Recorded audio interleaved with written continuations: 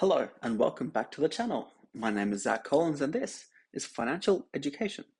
Today I thought I'd go through my personal philosophy around how I would structure my investments based on the stage of life that we're at. Now this is not any financial recommendations, this is just how I personally have found to be the best order to follow if you want to help create the most wealth over time. Now I'm going to give you my view up front and then we'll dive into the different ways you can structure it each step later on. So step one, if you have any consumer debt, that's car, credit card, personal loan, whatever, that sort of thing, pay that off first. Before you do anything, make sure you have no debt. And by no debt, I'm not actually talking about HEX. You can keep that for now. Step two, emergency fund. Build that up to somewhere between 3 to 6 months of either your living expenses or 3 to 6 months of income. Make sure you keep that in cash. So step three, buy a place of residence. Step four, increase your super contributions. And step five, invest outside of super. Okay, there you have it. There are my 5 steps to increasing your wealth to the maximum. Or at least that's my personally preferred way to do it. If you're still watching, let's look at each step individually and we'll talk about how we would go about doing each of them. So step one and two, I think they're fairly self-explanatory. If you have consumer debt, this tends to be really high interest rate. You're talking 15% plus. That's a lot of money. And it's post-tax money too. So if you'd invested that in the market, you'll need a pre-tax return of about 23% just to break even. Now, considering the stock market returns on average, let's say 8% a year, that's unlikely to happen. It's a big difference. Now, the thing I see a lot of people do wrong is they have a large debt and they only pay the minimum. And then on the side, they're building up a little bit of savings. Now, having a savings buffer is good. That's why step two is to build an emergency fund. But the thing you need to understand is income generated from the savings account, that's taxable. So at the moment you can get, let's say, savings accounts paying you 4.5%, 5%. Now after tax, that's a return of about 3%. Now, considering inflation is higher than that, that's not a very good return. But would you rather have 6% sitting in the savings with a post-tax return of 3%? Or would you rather use that 6K, pay down your debt, let's say 15%? Now, personally, I think the answer should be pretty straightforward, and I honestly don't know why people choose not to pay down their debt. Now, as I said, step two, build the emergency fund. You never know when something bad will happen. What would you do if you had a family member pass away? If you had to fly across the country tomorrow? What would you do if you got into a car accident? What would you do if you got laid off from your job? There are so many things that can go wrong, and very few of them are in our direct control. There's a few reasons why I say you need to keep it specifically as cash. If you need to fly interstate tomorrow, if you have that money in gold, for example, can you sell it instantly to pay for that flight? Probably not. If it was in the stock market, there's T plus two. Now, if you find out you need to fly away tomorrow after 4 o'clock, the market's closed, you can't sell tomorrow. But then you won't have the money for at least 2 days after that, which is too late. At the same point in time, if the market drops on the day that you want to sell, and you really need that exact amount before it had fallen, you could be seriously out of luck. You need 10K, you have 10K invested, all of a sudden, 9.5 grand. Where are you going to find that extra 500 bucks? You could also consider keeping it in a term deposit. Now, this should provide a higher interest rate than a savings account, but again, they're normally locked up for a set period, a month, 3 months, 6 months, 12. So you need it tomorrow, you still don't have access. So while it's still technically cash, you don't have the guarantee of accessing it when you need it. Anyway, as I said, personally, I believe an emergency fund should always be kept in cash. It won't give you the best return, but it's not supposed to be.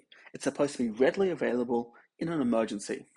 Now, once you've bought a property, if you have an offset account, you can keep your emergency fund there, generate a tax-free savings, which would actually probably be a higher rate than the savings account, while still keeping it as liquid cash. Just a thought. Now, step three is to buy yourself a home. Why am I saying a home? So there are a lot of benefits to owning your own home, both financially and socially. Now, my favorite part is never having to deal with real estate agents ever again.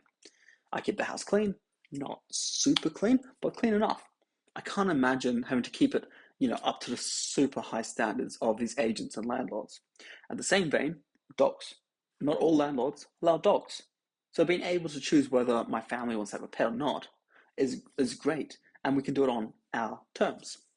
Now, other benefits include not having to ever move again if you don't want. I mean, you're always free to, but there's no specific lease end date, and there's no risk that your lease won't actually be extended. So, this is my place.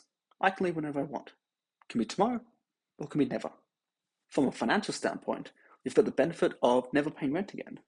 I mean, you might still be paying a similar amount each week or month in mortgage. You're paying off a loan to the bank, not to a landlord. And after about 30 years, that loan will expire. So, eventually you'll own it, whereas rent will never own that property. Now, you've also got the benefit of a capital gains exemption.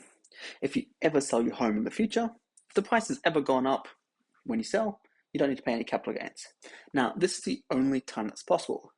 Any other asset will incur tax. That's shares. An investment property, still similar to a property, but if you don't live in it, you don't get the exemption. NFTs, crypto, whatever, they all incur tax. Now, what other ways you can buy a house? Houses are not cheap, so you'll need a loan. Now, I've done another video on how you can use the first home guarantee scheme offered by the government to reduce the deposit you need to buy with, and you'll also need a deposit. So in that same video I just mentioned, I also discussed the first home super saver scheme where you can save your deposit through super. Now, these are both good options, but there are other ways too. The other ways to save your deposit would be through cash or savings or by investing in the share market.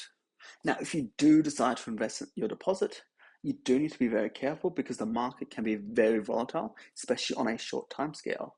The standard advice is that you should be looking at a 5 to 7 year minimum time scale if you want to invest in the stock market for your deposit.